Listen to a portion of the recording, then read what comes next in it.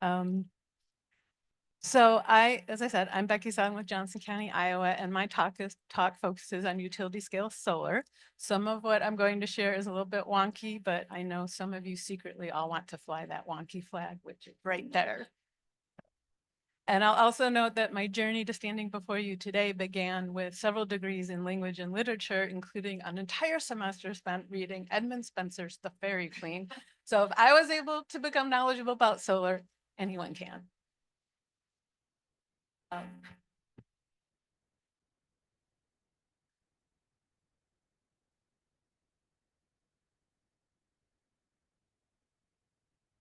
is this better? Okay, you didn't miss much. So when you're effectively managing utility scale solar proposals, you need to have obviously that practical knowledge of solar, having a comprehensive plan or other visionary adopted plan, an effective ordinance, a sense of your assets, including roads, environmental and economic, and underlying all of this is consideration of community sentiment and the need to reduce greenhouse gas emissions. Some quick definitions so we're all on the same page. Utility scale solar projects, all or the vast majority of the electricity generated by the system is sold wholesale or retailed. So that generation is going onto the electrical grid versus just being used privately on site. In some cases, the utility scale installation might serve the immediate area versus being sent much further away. And 1 megawatt is enough power to serve about 1,000 single family homes for 1 year. This is what I get for going out to the bar last night. So the largest utility scale solar right now in Johnson County is 3 megawatts on 15 acres. And a project was approved in late 2023 of 8 megawatts on about 50 acres that has yet to be built. So these are in a sense, relatively small utility scale solar installations. But everything we have put in place to consider proposals will allow us to deal in a fair and effective way with projects that are much larger. And in fact, we expect to see an application for more than 500 acres or nearly 100 megawatt in the next year or two. A decade ago, Johnson County treated utility scale solar like a utility substation. So we have come a long way from that. These are the resources that helped us write relevant comprehensive plan language and an ordinance language for utility scale solar. If you were in the last session, you actually heard some of these folks speak. Solar at Scale through the International City County Management Association and the American Planning Association is an informative guidebook and set of recorded webinars I highly recommend. Great Plains Institute, GPI, taught us an introductory class on large-scale renewable energy and reviewed ordinance language we drafted, and also the Soul Smart program helps you craft ordinances and policy. Plus, I really recommend Canary Media. Midwest Energy News publishes many stories daily on renewable energy. Reading these is very instructive. So utility scale solar's importance to the owner operators, the consumers, the investors is about the megawatts, what's being produced from the panels and the power they can get. But you could say the overriding issues for local governments is about the land use and the impacts. To help you think about land uses in the context of local government, here's a map of Johnson County. So we're bisected by those orange, the interstates represent, the orange represents two different interstates. The darker gray is the conglomeration of metro cities and the small towns. The hash marks around those cities represent defined growth areas where cities can say, for instance, they don't want large scale solar. The light gray spots here are our unincorporated villages. Yellow is existing or potential county residential development, and green is local or state parks or conservation areas or federal Army Corps land, and the blue is where the river and the reservoir come in. So if someone is going to put together a solar proposal, a utility scale solar proposal, they're more likely to consider the white space within our borders. That's primarily ag land. It's in the unincorporated area over which we have jurisdiction. And I mentioned the comprehensive plan is important. The plans provide a vision as well as a legal basis for ordinances. And based on public input, staff research, and our elected officials' views, our comprehensive plan supports the use of utility scale solar so long as it is in balance with environmental and agricultural uses. And the key issues defined in the plan include preserving ag, land, and natural areas. And another key issue is resiliency, which obviously renewable energy, or resilience, as some people say, which renewable energy is a part of. And we emphasize rural economic development, including employment and keeping the tax base strong. It's worth noting that although utility scale solar provides construction jobs, typically in the long run, you don't have a lot of jobs because people don't have to stay on site once the array is up and running. And our plan priorities also include climate change mitigation, adaptation, and action. That was added in 2023, and we had existing priorities related to natural resources, resiliency, and sustainability. More specifically, strategies and actions in our plan support solar, and I'll highlight a few here. We explicitly state that the support of the we explicitly state we support the development of utility scale solar, and actions include avoiding unnecessary barriers. Again, if you were in the session before, you heard about that from SoulSmart. And at the same time, a concurrent action is to consider the natural resources and agricultural protection. Second, there we have a strategy on being ready to deal with utility scale solar and other technologies as they are evolve or are innovated. The resources I mentioned earlier, such as ICMA and the Great Plains Institute, are ones we plan to turn back to when we need to make updates or do more work.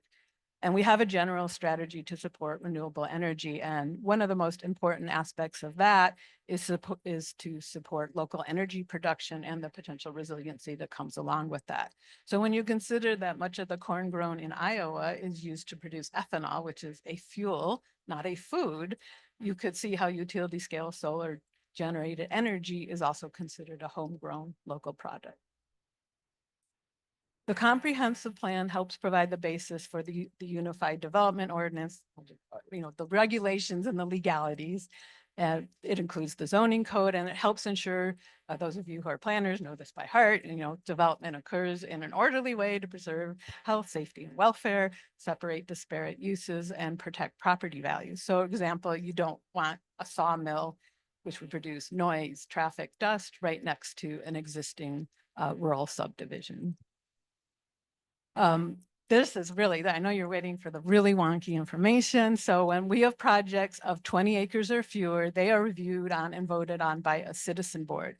When the projects of 20 acres or more, they're reviewed and voted on by our board of supervisors, who, if you're from a city, that's equivalent to council plus mayors. They are elected officials. So the larger the land use of the proposed project, the more we want that decision-making to rest with elected officials. Regardless of the project land use size, if it's utility scale solar project, developers must follow more than a dozen supplemental conditions. I'll be quizzing you later on how many you remember. But a big takeaway here is that there are 9, count them, 9 at least, plans, procedures, or analyses that are required. They follow best practices, and developers, along with the public, had a chance to weigh in on these when we were working to add them to our ordinance. So we feel like we have not put up unnecessary barriers while doing what we can to have those protections in. So if a proposed project also includes battery storage, there's a whole other set of conditions that, I don't know, come to my next talk in a couple of years, I'll talk about that. So along with the supplemental conditions, included in the supplemental conditions is considerations of public roads. This is an actual small proposed utility site with, you can see the road, that's Highway 1 in Johnson County. So you want to avoid damage when bringing in loads of material and equipment to build the arrays. And in some cases, we require the very official public roads damage avoidance and mitigation plan, which I don't really have to review, thank goodness, because our secondary roads department weighs in on those kinds of details. So in terms of both on-site safety and financial safety, there are several important requirements. We require an operations plan, and includes its emergency procedure and contact information. We also require site decommissioning and reclamation with a performance agreement. So these are very important. So for the eventual possible return of the land to agriculture or another natural state like use at the end of the project, which we would expect to be 30, 35 years, maybe a little bit longer from time of installation. So also if a company goes under, we don't want the taxpayers to have to foot the bill.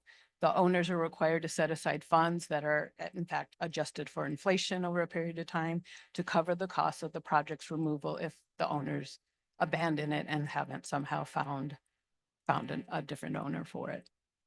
Other conditions relate to wildlife and plant life. In addition to providing public safety, what's called a wire woven fence, so you have square holes in them, not like your chain link, provide spaces large enough for your smaller animals to get through.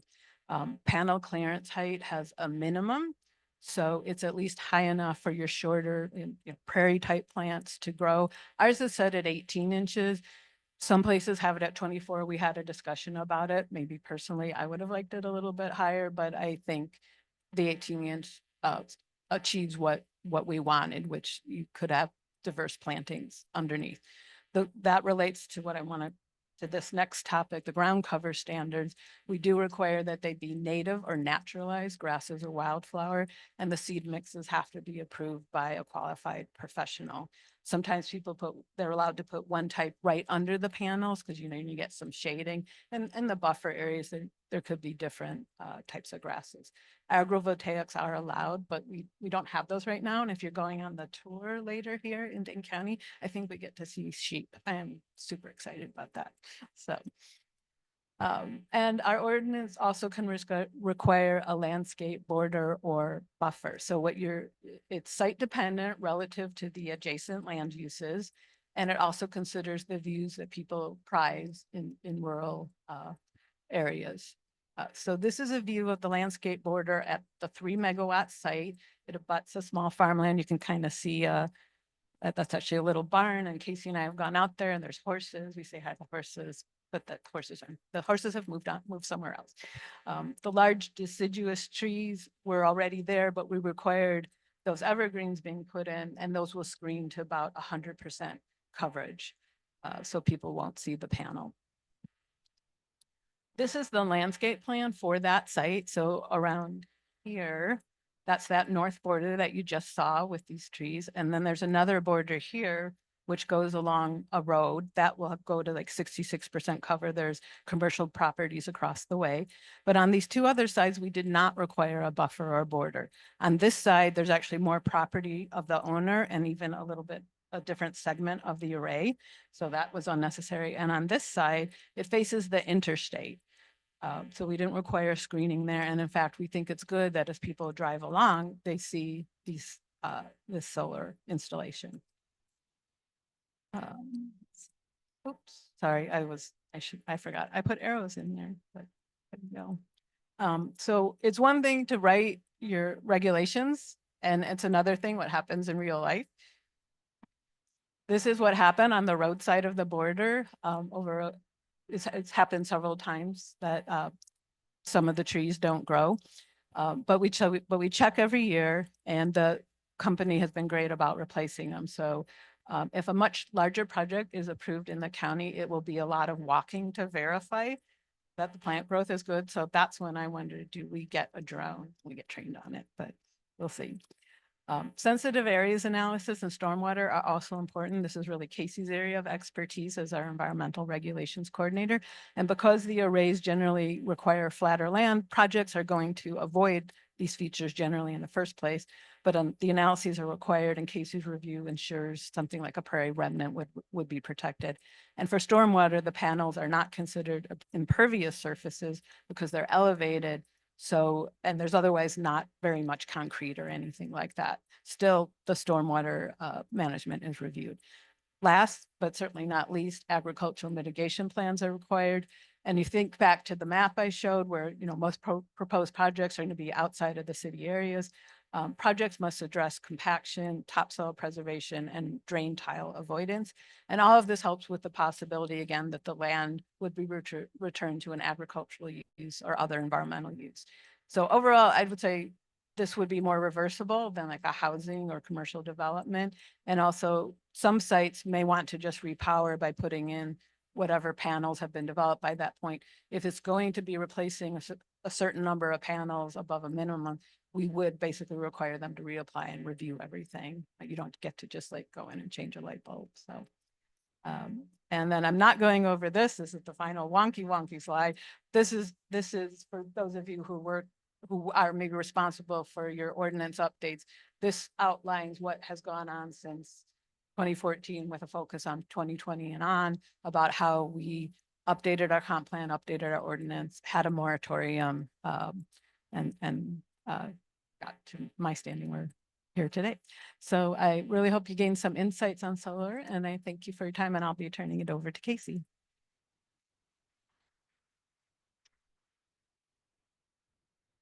I think we're just doing questions.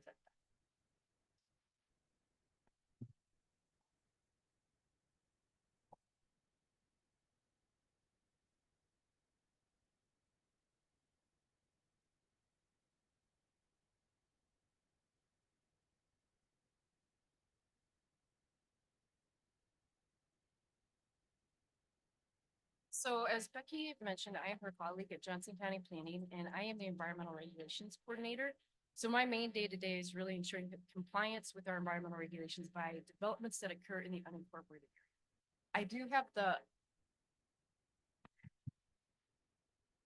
think it's on. Is this better? Okay. So I also have the luxury of getting to work on external facing programs and initiatives such as Johnson County Soil Health, which is the focus of my talk today. It's comprised of 3 programs: the Soil Quality Restoration Program, Pocket Prairie, and then also the Right-of-Way Soil Sampling Program. And before I get into the details of that, I just wanted to give a little bit of context as to why Johnson County started these programs in the first place. So to do that, I'm going to touch very briefly on the importance of soil health. So the role of soil, it's first and foremost a growing medium for all of the food that we grow. It's the engineering medium for the structures and the buildings that we construct. It stores and it cleans our water through filtering. It is vital for the cycling of nutrients, including carbon, nitrogen, phosphorus, and plays a key role in carbon sequestration. It is also a living ecosystem. So it is home to an unseemingly endless number of plants, animals, and other organisms. So soil in general terms is in the largest proportion, the mineral particles, and that's followed in about equal parts air and water. And then in the smallest proportion, but extremely important, is the organic matter. So this is going to be fresh residue such as grass clippings, but also the partially to fully decomposed plant and animal remains.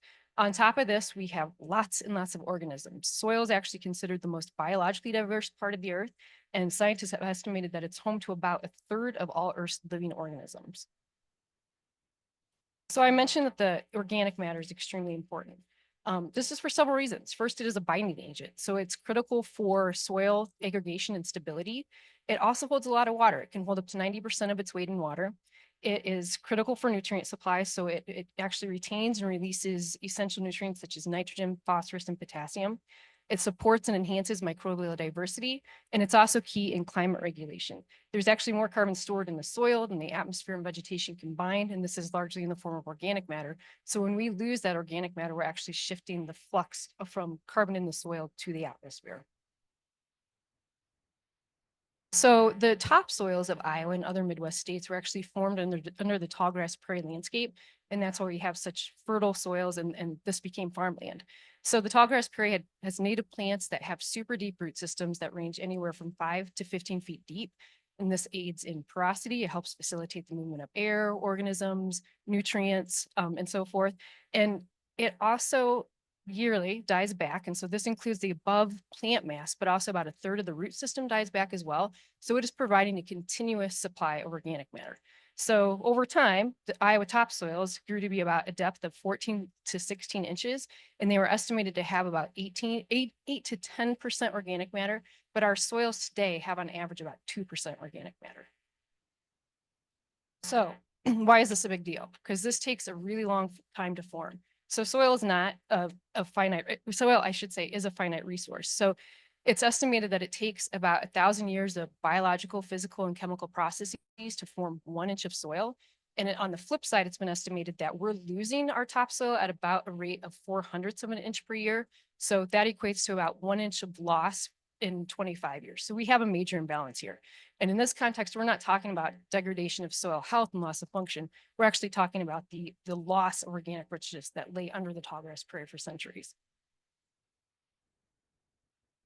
So Johnson County does have environmental regulations that apply to developments in the unincorporated area, and these do relate directly to soil health. The first is related to stormwater management. So we require that developments construct post-construction practices such as retention and detention basins to mitigate the negative downstream effects from increased runoff that they create. For sensitive areas or natural areas, these are things like woodlands, wetlands, stream corridors, watercourses, prairies. We require developments to limit their impact. And then for those sensitive areas that are not authorized for impact, they have to place long-term protections on those sensitive areas. Now, for both of these, as I mentioned, they directly relate to soil health. In the first instance of stormwater management, this is really in the context of mitigation. So our landscape has been so drastically altered by conventional farming and development that even without the addition of impervious surfaces, our watersheds shed so much more water than they used to. When it comes to sensitive areas, that's really in the context of preservation. These sensitive areas are in large part, they still have their native soils intact. So these soils are highly functioning. They provide a lot of benefits in addition to supporting these highly valuable sensitive areas. So Johnson County recognizes the importance of healthy soil. We know that we can do more, and we also know that we have residents who are interested in having resources to improve the health of their soil on their own properties. And so that's really what caused us to start our Johnson County Soil Health Program in 2022. So we started with the soil quality restoration, and then just last year, we also incorporated a pocket prairie and right-of-way soil sampling program. In addition to providing opportunities for residents, we want to use this program as an excellent educational resource. We realize that we're going to have participants that are not explicitly interested in improving soil health. Maybe they want lawns that they can actually grow grass on, or they are simply interested in planting a native pollinator garden. And so we want to take advantage of this and use their participation to communicate the values that they're actually providing by their participation in these programs. Additionally, part of the long game is to help be a part of shifting the way that people see their landscapes and see beauty in their lawns. These photos on the right, they're fairly representative of typical lawns in the US. They tend to be intensely maintained. People apply weed killers and fertilizers that can get picked up in rainwater and carried to our creeks and streams. But additionally, like the weed killers, they're indiscriminate. So they're also harming those beneficial microorganisms that we want in the soil. With the fertilizers, they're essentially like a shot of adrenaline to give you that green, but they're not building up soil health over time. So we want people to use alternative approaches like planting the natives that have the deep root systems, they have the continuous supply of organic matter, and also application of compost, which gives you nutrients, but also you're adding those beneficial microorganisms to your soil as well.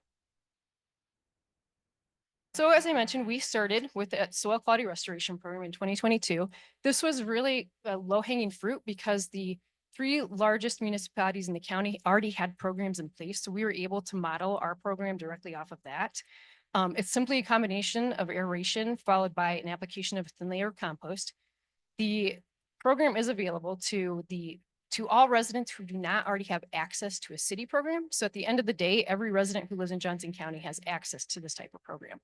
We have an annual budget of about $30,000 per year, and this comes from our Sustainability and Energy Reinvestment Fund. So rebates or refunds that come back to the county through these types of projects get reinvested into similar types of projects. We provide residents who participate in this program up to 50% of the cost to have the SQR completed up to a maximum of $2,000. The SQR is done in the fall or the spring, and it's been very popular. I think in the first year we came close to using the max, and I think the only reason we didn't is because not enough people were aware that it existed yet. The second year we used all the funds, and then we're in the third year currently, and we're on track to use all those funds again. One of the benefits that we have are the contractors that are approved as part of our program to do the work actually help sell the program for us. So they talk to their clients and potential clients about it, but better yet, they actually also help us with the messaging. So they'll also convey the message that, you know, the benefits that these participants are providing to their lawns by doing this process. So we have tried to make it as easy as possible for people to participate. So our website contains all of the information that somebody would need to participate. We have a web form that once you click submit, a request for quote actually gets automatically sent to all of our contractors on the list. So it takes the legwork out of away from the participant. And then if they get an estimate that they like, they decide they want to carry forward with the program, then they also fill out an online web form for the application and they just upload their estimate. And as long as we have funds left, we'll usually turn around same day and let them know that they've been accepted to the program and they can go ahead and schedule the SQR. So when we started in 2022, we had the intention of incorporating other programs into Johnson County Soil Health, including, conversion of turf to native plantings. We weren't sure about the time frame, but this actually got fast tracked because we had a board of supervisor attend a presentation about a highly popular native pollinator garden program that was being offered in another Iowa county. So she asked if we could, concentrate some of our efforts on getting that started. So we worked in tight cooperation with the master gardeners of Johnson County. They've been a fantastic partner. They have a small group of core members committed to the use of native plantings. They've worked in tight cooperation with the city of Iowa City and have converted a lot of their public gardens to native plantings, and they've done a phenomenal job. They also need volunteer hours. And so this partnership has worked out really well. So our department administers the program. We're the point of contact for the community, but the master gardeners helps us with all the behind the scenes work. They help with the plot inspections, and then they are also the technical resource for both our department and also participants of the program. So in this first year, we started off really small just to figure out what we're doing. So we had a budget of $5,000 when we didn't actually even use close to that full amount. And this money was used to purchase enough plants to provide 20 applicants enough plants to create approximately a 100 square foot pollinator garden. We have 3 different mixes. So regardless of what the nature of the yard is, hopefully the participant can find a mix that works for them. We do have a few requirements, and this is posted on our website for our applicants. They have to live in the unincorporated area. So unlike the SQR, we're somewhat limited in who has access to this program. It's mainly so that we don't conflict with potentially local zoning code that relate to lawn maintenance. The participants have to commit to 3 years of maintenance. The idea is you have the sleep creep leap. And after the 3rd year, there's far less maintenance because the gardens have filled in and there's less weeding to be done. And then they have to convert an area that's currently being maintained because we want to make sure that they're converting something in their yard that's providing little to no benefit to something that's actually providing benefit. And then this is just a general time frame of events that we put together when we were first developing the program, but this is what we'll continue to follow going forward. So we launched the program last April. We accepted our first applications July 1, and then followed up with the program acceptance letters with key details of the program. And then in August, we held a workshop that was mandatory for participants of the program, but we opened it up to the public. And the master gardeners, they actually put that program on, and they covered in large part plot preparation so that our participants are ready in the spring when their plants come in. And then we did the plot inspections in October. That was a team effort between our department and master gardeners. And at that time, we took a look at the location of the selected location by the participants to make sure that it was okay for the plant mix that they actually selected. So then we put our plan order in, and we will receive them mid-May and get them immediately distributed to our participants. And then we'll start the process all over again on July 1st. So the last program for Johnson County Soil Health is the county right-of-way soil sampling. And this kind of came about in a unique way. We actually had a resident of Johnson County approach the Board of Supervisors. He's very dedicated to soil health. He is also a soil health educator, and he's been involved in a lot of community initiatives. So he brought to the Board of Supervisors a healthy soil resolution. And a lot of what was covered in this are efforts that we are already, that we already manage, or our partner organizations such as Johnson County Conservation manage. But one of the new things that we decided to take up as part of this was soil sampling in the county right away. So what we did is we put together a sampling strategy that would allow us to assess the long-term impacts on soil health due to different land use practices. So we looked at soil maps to make sure that our soil samples were coming from the same soil types. Looked at aerial photographs, contour maps to assess drainage areas, and then also our secondary roads, integrated roadside vegetation management inventory maps, because they map the roadways based on whether or not it's, natural or native plantings versus maintained right of way. And so based on this, we came up with paired samples so that we could compare the impacts from different land uses. So for example, in one paired set, we would vary the land management of the drainage area to the samples, but we'd keep the right-of-way management constant and vice versa. So for example, with one paired set, the drainage area, right, let's start with the right-of-way. Let's say there were two sampling locations that were both in native, natural, unmaintained right-of-way. And then for one sample, we would have the drainage area be row crop. And then the other sample, the drainage area would be CRP. And so we actually, the first sampling last fall was terribly difficult because it was super dry. And what we'll do is post this data on our website so it's accessible to the public. We sent it to a lab in Nebraska that could give us more than just the standard analyses like micro, macronutrients, organic matter. And we have been able to get basically a soil health assessment rating that takes more parameters that are reflective of the actual health in the microbial community. That's what we're really after with this, not just the fertility of the soil. And then we hope to use this data to help inform future programming or policies, and then of course to support the programs that we already have in place. So what's next? Obviously, we want to increase program participation. The Pocket Prairie program, we're going to double the participants this coming year, but we also want to open up the plant buying option to non-participants so they can get in on that lower price bulk purchasing. And we hope to develop additional programs. One of the key things is that we've had a lot of opportunities stem off the partnerships and collaborations that we've had occurred through this program. For example, just in 2025, we have a BioBlitz planned for the fall with our Pocket Prairie participants where they will use iNaturalist to identify and inventory all the living organisms in their gardens. And we hope that they can, observe increased diversity over time. Also in cooperation with our right-of-way soil sampling partner, we hope to obtain conservation education program funding from the Iowa DNR to get soil health education in our local school districts.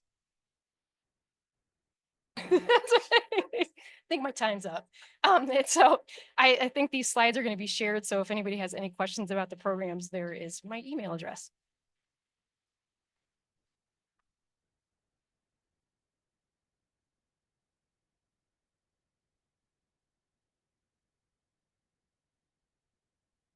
Mine pulled up here.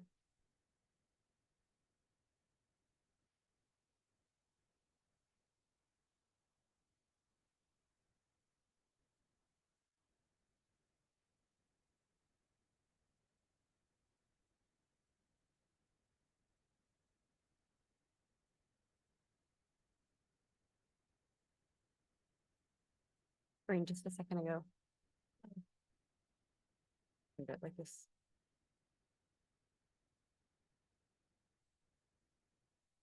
Okay.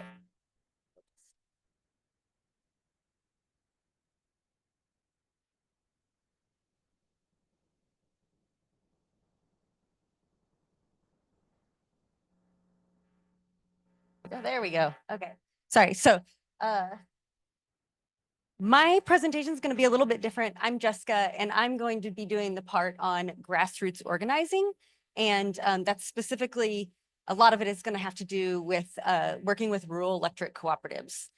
Because if we're in rural areas, that power is not being provided by an investor-owned utility or even a municipal utility. It's going to be provided by a rural electric cooperative. So just a little bit about who I work for and who I am. I work for Renew Missouri. And so we are a 501c3, and we primarily work on advancing renewable energy and energy efficiency and affordability in the state of Missouri. Our main office is, you see that top map there, is in Columbia, Missouri, which is just outside of Jefferson City, which is the capital. So people in the main office work a lot on legislation and ballot initiatives and working in front of our state regulators, which is the Missouri Public Service Commission. But there are two of us who live in the bottom of the state. We live in the southern part. I live on the eastern side of the state, and my colleague David lives on the western side of the state. And so our jobs are a little bit different. We work advocating with the rural electric co-ops. Just to tell you a little bit about myself and why this is relevant, this is me over here on the left. You can appreciate the great 1980s quality photos here. But I grew up on a family farm and lived there my whole life. I did move away for about a decade, going to school, college and grad school, and then I worked for the federal government in Washington, D.C. for a little bit, but we came back. My husband and I are both from small farming rural communities, and we wanted to come back home. And so my dad and brother still farm our family farm. We each have kids, and this is actually just pictures from last week. Our kids are also still growing up on this farm. And so I guess if you count our kids, it's a 5th generation family farm now. So all that is to say, I am from a rural community. I live in the community I work in. I understand the issues of the community. I understand the language, and we have found that that is so important. People aren't going to listen if somebody from, a larger city comes in and tries to tell the community what they need to be doing. It has been so much more successful to have somebody from within the community. I myself am a member owner of our rural electric cooperative. I get my energy from our rural electric cooperative, and so does my colleague David. And so we have just found that that's really important, a really important part of this in working in these communities. So part of what we do at Renew is just education about what rural electric cooperatives are and how they work. Believe it or not, most people that get their power from a rural electric cooperative do not understand at all. They don't understand that they're member owners. They don't understand that they have a vote in their board of directors, and they don't understand that they elect this board of directors to make decisions for their co-op. And so we are part of the Rural Power Coalition, and we work on some national advocacy, just trying to educate people about what rural electric cooperatives are, how they work, what your power is. I've got a neat little video here, but it's like 4 minutes long. And so I probably don't have time to show it here unless we want to watch it at the end or something, or I can post a link to it in the Whova app or whatever. But it just talks about what power you have. So most of us in here know that rural electric cooperatives were founded about 100 years ago as part of the New Deal. About 90% of rural America was still not electrified. And so as part of the New Deal, they created programs to set up these rural electric cooperatives where the member owners own a stake in the cooperative. For people, again, the people in this room probably have a much better understanding of that, but a lot of what we do is just educate people on how that works.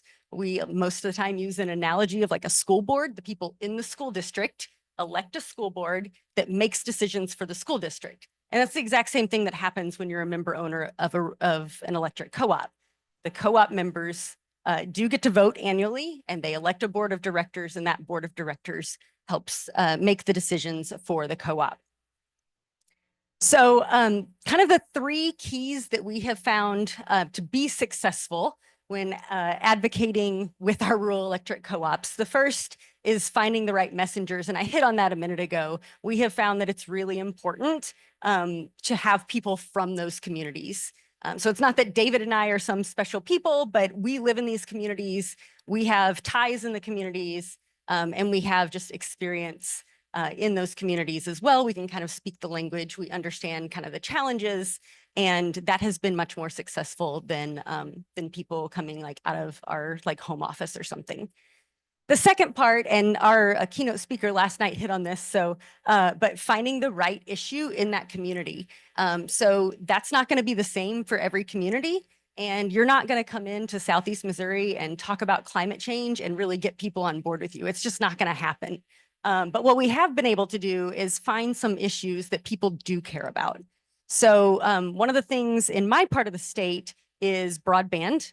And I'll talk a little bit more about this in a minute, but our rural electric co-ops are going to be absolutely essential to bringing broadband to my area of the state, and people care about that. And then on David's side of the state, he was able to rally people around a demand charge that his electric co-op had put on top of price increases. And so that got people interested, and we were able to kind of get people to organize and advocate through that and educate people through that. The other thing is the language that we use. Again, you're not going to come in and talk about climate change and just get people to hop on board. Another program that we have is our Farm to Future program, and we have worked really hard on how we phrase things that we do in this program. So again, we're not coming in and talking about renewables are great for the environment. We're coming in and we're talking about energy independence And we're talking about the right to farm, which is a thing in Missouri. And we're talking about how you can save your family farm if you're, there's alternative uses for the land. Things like that have really hit on language that people in these rural communities can speak. The very last thing is finding the right tools. And I realize that there are people in here who are younger than elder millennials like myself, and you're probably all rolling your eyes that there's like a Facebook image up here. I get it. But in these rural communities, that has been essential. Facebook has been our biggest tool on multiple campaigns for organizing people. Again, you have to remember, these are rural areas. There are acres and acres and acres between people. And so when we have wanted to keep issues in front of people, we've used Facebook. And when we have wanted to let people know that a community event is happening, we let them know on Facebook. And that has been really successful. Another thing is direct mail. Believe it or not, that has also proven pretty successful. One of the things that we do is we actually do surveys to rural electric cooperative member owners across the state of Missouri to get feedback on their cooperative. How transparent is your cooperative? How responsive are they? How accessible are they with rebates or solar? And we have them mail those back to us. And again, believe it or not, wildly successful. So direct mail actually helps. And then we also host community meetings where we can just speak to a group of people and they can ask questions and get those questions answered. I think we all know we're living in a world of a lot of misinformation. And so it helps when people can just meet together and talk face to face, and you can get past a lot of barriers that way as well.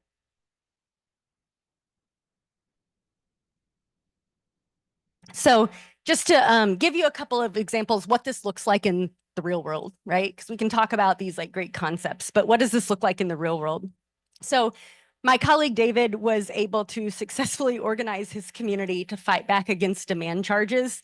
Like I said, they had put a new demand charge on top of a rate increase. And so in a single month, people's bills went up $30 a month. And again, this was going to be happening every month, right? So it was really significant. Most people don't read their little rural Missourian magazine to even get the update to realize that they were getting this new charge. They just opened their bill and had a new charge that month.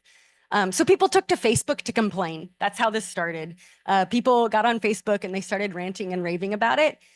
They eventually formed a Facebook group of co-op member owners that really just wanted to gripe about what had happened and kind of commiserate with each other.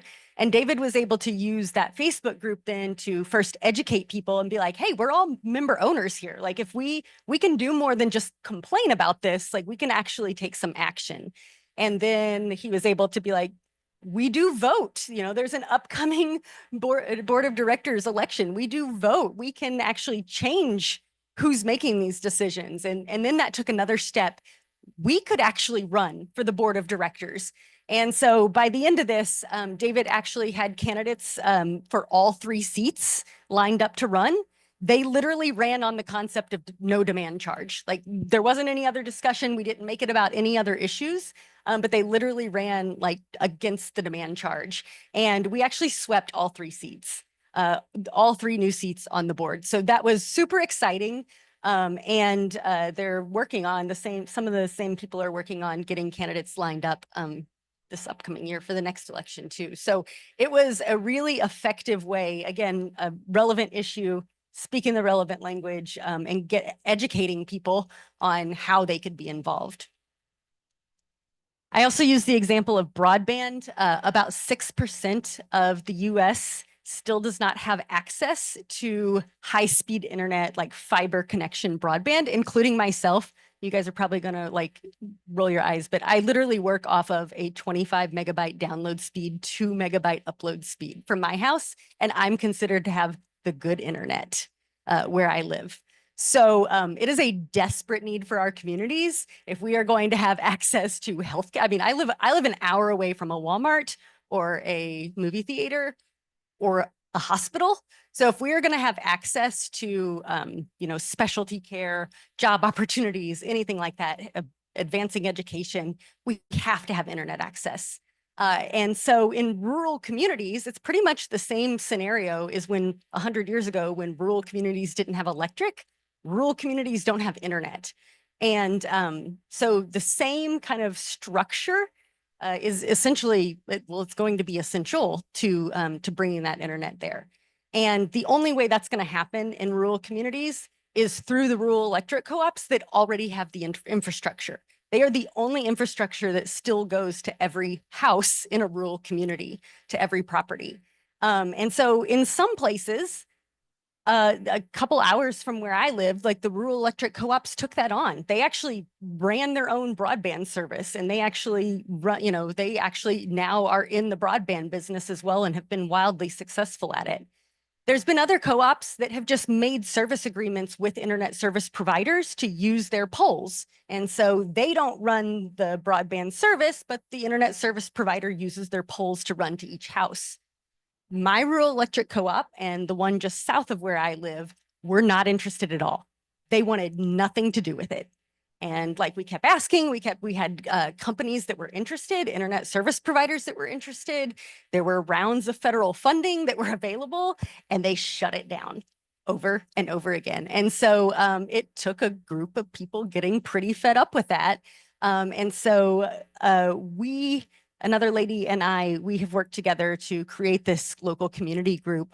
And we have had to put a lot of public pressure, and the co-op was not happy about it. But it took a lot of like continued public pressure over time. And you can see here, these are some of the different things that we've done. But we have finally gotten to the place where our rural electric co-op now is like entering agreements with internet service providers. And so we have some hope that within the next 3 years, we will have broadband, hopefully. As long as the federal funding pause right now doesn't continue. We've told that there's a 90-day pause, and after that it should be let up. So anyways, fingers crossed, we'll move forward. So, but like I said, it took a lot of public pressure to get that to happen, a lot of educating people about, again, you have a voice in your co-op and what you can do. Something else that we've advocated for is clean energy and energy savings programs. Because our co-ops are not regulated, each co-op just gets to make their own rules. So they vary widely across the state. And so obviously we would like co-ops to offer more incentive programs, more rebates and energy savings for customers. And just to give you an example, this is my colleague David. This is the co-op he belongs to. And this is their list. Each one of these is a heading. And then under that, there's even like, multiple options. These are all the rebates that his co-op offers, which is a lot compared to my co-op, which has 2. You can buy an energy efficient appliance or install a heat pump. That's it. So we have wide variation, and obviously we'd like to see different co-ops become more equitable with that and just offer more programs. So that's another thing that we've advocated on. We've also advocated for the co-ops to offer the PAYS program. So the PAYS program is ran through USDA, and it helps install energy efficiency upgrades that you can pay for with on-bill savings. So some co-ops in our state offer this, some do not, most do not. And so just even educating about the PAYS program, educating about how they could use that, and really that it's not even the co-op's money that they're using. We just have to have somebody at the co-op who can like do the admin work for the program. So advocating on that, and again, trying to encourage co-ops to hop on board and be part of that. I mentioned the scorecards a minute ago. So these are all the co-ops in the state of Missouri. We send these surveys out. We mail them out across the state. Member owners fill them out. They answer questions about their co-op elections. They answer questions about their bylaws, transparency, energy efficiency programs, access to solar, all those kinds of things. They mail them back to us. We do a lot of follow-up work with that as well. Contact people to get, a little more information or to tell us their story, their experience. And then we put together this scorecard that we publish. This enables us to like celebrate the co-ops that are doing good things. And it also helps us put a little bit more public pressure on the co-ops that are not being super helpful or cooperative. We've also partnered with other agencies. Most people who work in a rural community will know that like there are never enough people, there are never enough resources, there's never enough time. And so one of the things that we can also do is to just like collaborate with other groups and just to try to kind of, exponentially grow our power or our influence. So we work really closely with our state community action agencies, with the local offices, as well as the state program. And then we also partner specifically with churches, food banks, and our local University of Missouri Extension Council offices. And we just help educate people that programs for energy efficiency and energy assistance programs like LIHEAP, ESIP, the weatherization programs exist. But we also help them gather their materials because you might find out that perhaps you qualify, but there's also this like kind of complicated and long list of things that you may need to use to document, at least in the state of Missouri, that you qualify. It's not that simple. So we try to make that as simple as possible. We actually have like a checklist that we can hand out and say, all you need to do is bring me these like 4 documents. And then we actually sit down and even like help them apply for this as well. So again, there's never enough staffing. There's never enough time for people to even like in our community action agencies to help people apply for this. And so it's just like doubling that manpower, right? It's just giving some time to help expand those programs, educate about them, and expand those programs and the use of those programs as much as possible. We've also partnered with community action agencies on grant applications, but we all know the status of how that's going right now. So we'll just skip that and move on because that's not even relevant anymore. But we do that, or at least pursue that when possible. The very last thing that I will mention here is that we have 2 tools on our websites that we've developed to help other organizations as well as individuals also. Again, part of it's just educating and providing tools for people. And so this was a 3-year project that Renew Missouri undertook with Consumers Council, and they researched energy burdens. They started in the St. Louis metro area.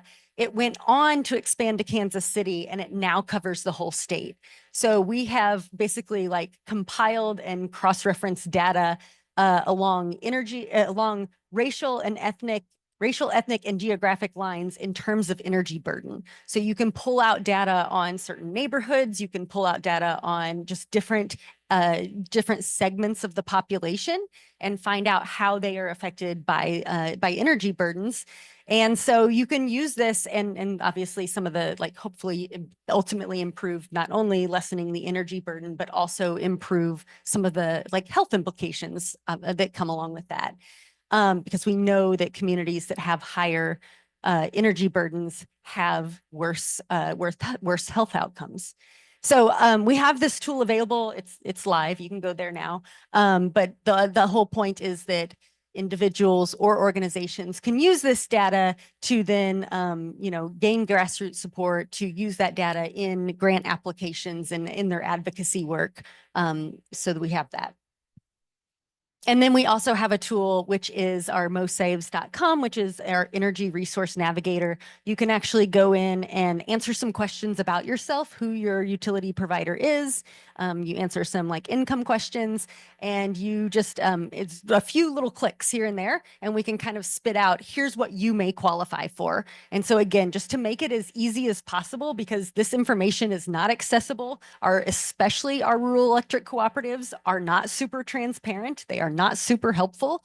And so if we can kind of compile those resources and give people like a one-stop shop where they can go and find out, this might work for me. And those are like active links they can use. So we have that as well. So those are the things that we have done to try to organize people, to activate people, to provide them information and tools, as well as like opportunities for action as well in rural communities. And now it is time for all of us to answer questions. I turned it off. It's at the bottom. Is this working? So we have 4 minutes. We know we're between you and lunch. And so I think maybe the fair thing is we will do one question. If there's one utility scale solar, one utility question, one soil question, and one question for Jessica. There's a question there. So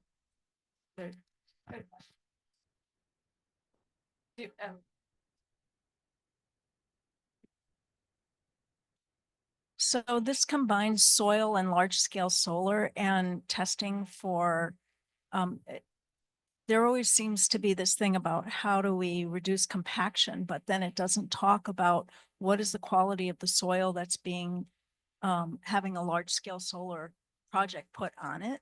And so we don't necessarily 30 years from now, we might not have the data of, are we, what is the quality of the soil? And also, are we building something in to improve it, measure it along the way? Especially the practices that are used when the large scale solar are put in often are really strip the land. So anyway, I'm just wondering about that. And while I'm getting up here, I know Iowa State University is doing some studies of different types of solar utility, but they're not huge. So I'm not sure if they'll see the soil results from it. So as far as like compaction and soil health goes, that really falls under the scope of our required agricultural mitigation plans. We only have one solar project in place right now, but our county is so rural that most developments and solar utility scale solar are going to convert ag land. And so our ag plan is going to apply to almost every single solar project that we see come through the county. And so they have to, in this plan, outline measures that they're going to take to mitigate soil impacts. So to avoid compaction. So maybe it's, stripping the topsoil and segregating it from other portions of the clay that is underneath that. But they also have to submit yearly reporting. Part of what goes into that too is the vegetation plan, because we want them to use naturalized or native plantings that are also going to help build up soil health over time. And then they also have to detail in their plans measures that they're going to take upon decommissioning to try to preserve soil health. And that we had to put a lot into that because obviously there's a huge concern, especially in Iowa, about converting highly valuable ag land to something that's not producing crops. And question for Jessica, and we have 1 minute.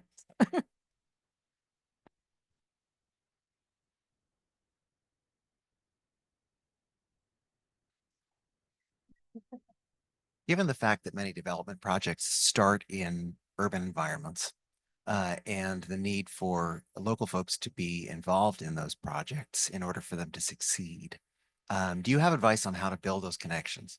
So that, because obviously it's great when someone is, when the impetus for the work is coming from within the community. That doesn't always happen. It can't always happen. So are there good practices or good stories about how partnerships can form where you're putting together resources from one place with local interests? Yeah, no, that's a really good question and a really relevant question to a lot of these types of projects. Again, the most obvious choice is if there is some sort of collaborative partner from within the community. And if there's not, like, really my best advice is to make one. So my colleague Tyler's in the back here, and the Farm to Future program that I just mentioned but didn't actually talk about, that's something like that we can talk to you about later, like offline, if you want to talk about that. But it kind of hits at that concept, right? That there's not necessarily somebody from within the community championing this, but maybe a developer's come up with this project and they want to bring it there. And so something right now that we are doing is working on like an education program, starting with like the county governments. And so we've actually sent educational materials to like all the county governments in at least like some targeted areas right now. And also to like community groups. So like maybe the Rotary Club, or we just had kind of a list that we went through and like found community groups. And so education is honestly that first step. If there's not somebody who can speak from within the community, it's somebody who that you can speak with and educate. And you might get some people on board, and then you have your people within that community. And like that education piece and that communication piece is really, really the key there. And then again, I do think that we have also found that some success, like it may not be our executive director, James, and I were having this conversation just in the last week or so, like the conversation may not be as effective if James comes and speaks to this county commissioner. But if I'm from just like 2 counties over, that might make a difference as well. So I might not be within that community, but I'm within a very similar community. And so there's some legitimacy to that as well. So finding some of those key partners.